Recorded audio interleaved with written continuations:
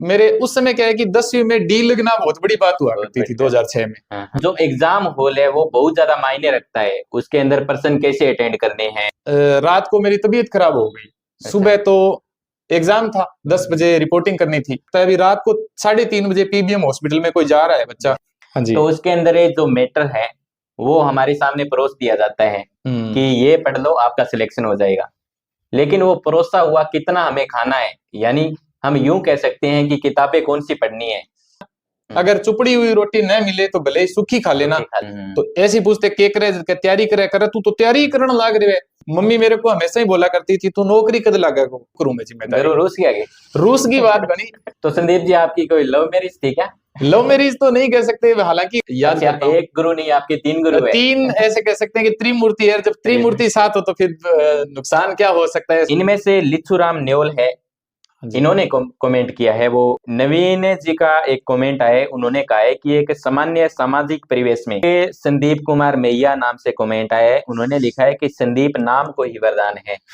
ये तो हो सकता है क्या। नमस्कार साथियों, प्रतिभाएं परिचय की मोहताज नहीं होती, और हमारे साथ एक ऐसा ही उदाहरण है संदीप सुड्डा, जिनका वर्तमान में असिस्टेंट प्रोफेसर के पद पर चयन हुआ है।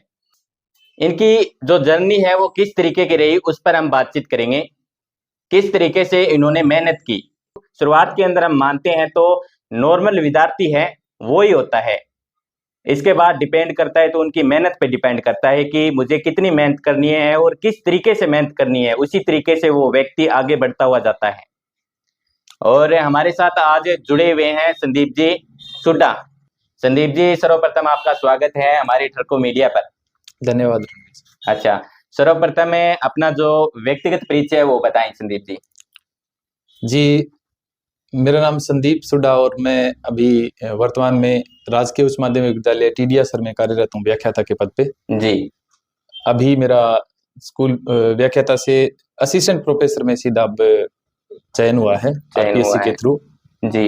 और लगभग 3 साल की मेरी तैयारी थी। 3 साल में तो मैं ये मानो कि पिछले जो असिस्टेंट प्रोफेसर का एग्जाम था तब से लेके 2021 से लेके मैं लगातार तैयारी कर रहा हूँ। और उस तैयारी के दौरान स्कूल कभी मैंने ऐसे नहीं किया कि भी 6 महीने की छुट्टी ली, 2 महीने की छुट्टी ली। घर का काम, घर की जिम्मेदारियों के अलावा और इसके अलावा देखें तो स्कूल में प्रॉपर क्लासेस और उसके साथ साथ में तैयारी की।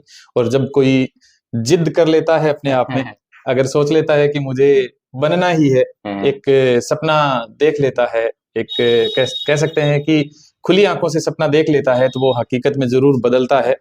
ये मैंने खुद महसूस किया है। अभी इन्हीं 2-3 महीनों में मैंने जब से इंटरव्यू दिया था, तो इंटरव्यू देने के बाद में ये मेरे को लगने लग गया था कि अब की बार मेरा एग्जाम बढ़िया गया है और इंटरव्यू है वो भी ठीक गया है, तो ऐसे करके चयन हो जाएगा। तो मैंने ये शुरू से ये सोचा था, जब से मैं कॉलेज में पढ़ता था। तो कॉलेज में उन सर को देखा करता था, हमारे सर हुआ करते थे।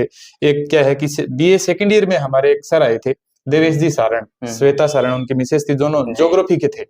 अभी एनडीबी कॉलेज में ही आए थे वो। तो उनका एक प्रकार से कह सकते हैं एटीट्यूड ऐसा था, असिस्टेंट प्रोफेसर जैसा ही एटीट्यूड था। और वो उनको जब देखा करते थे तो ऐसे लगता था जैसे कि हम भी कभी असिस्टेंट प्रोफेसर बने उनकी तरह ही बने, उनकी तरह ही। जैसे उनका एक, हालांकि उनमें कोई अहम नहीं था, कुछ और नहीं था, लेकिन उनका जो व्यक्तित्व था ना वो इतना शानदार था व्यक्तित्व, तो उनको देख के हमें लगता था कि हम भी असिस्टेंट प्रोफेसर बने। जी बिल्कुल है संदीप जी, अभी तो असिस्टेंट प्रोफेसर है वो संदीप हमारे सामने मौजूद है। पीछे का एक जो छोटा संदीप है जो बचपन से स्कूलों में जाया करते थे, वो कैसा संदीप है, यानी आपकी जो शुरुआती शिक्षा है वो कहाँ से की आपने? जी, मेरी वो कक्षा 10वीं की जो स्कूली शिक्षा थी वो तो केआर पब्लिक स्कूल यही है, अपने नौहर में ही है। नौहर में? हाँ, तो वहां से 10वीं मैंने पास की। कक्षा 12वीं तो मैंने पास की थी यहाँ गवर्नमेंट स्कूल, सीनियर स्कूल, अपने हाई सेकेंडरी स्कूल बोलते हैं जो हाई सेकेंडरी स्कूल नौहर से। और स्कूल शिक्षा के दौरान जब मैं कॉलेज गया तो कॉलेज में ऐसे सोचा करता था। अभी उस समय क्या होता था कि जब मैं 2008 में मेरी 12वीं पास हुई थी जी, तो 2008 में ऐसे सोचा करता था मैं कि छोटी मोटी नौकरी लगना ही बहुत बड़ी बात होती थी। अगर कोई छोटी मोटी जॉब मिली जाती थी ना तो उस समय बहुत बड़ी बात होती थी। परिस्थितियां थोड़ी उस समय प्रतिकूल थी, हालांकि पापा जी थे वो आरएमपी डॉक्टर पहले जाजू अस्पताल में कार्यरत थे कंपाउंडर में, और उसके बाद में 20 साल वहां रहने के बाद में अभी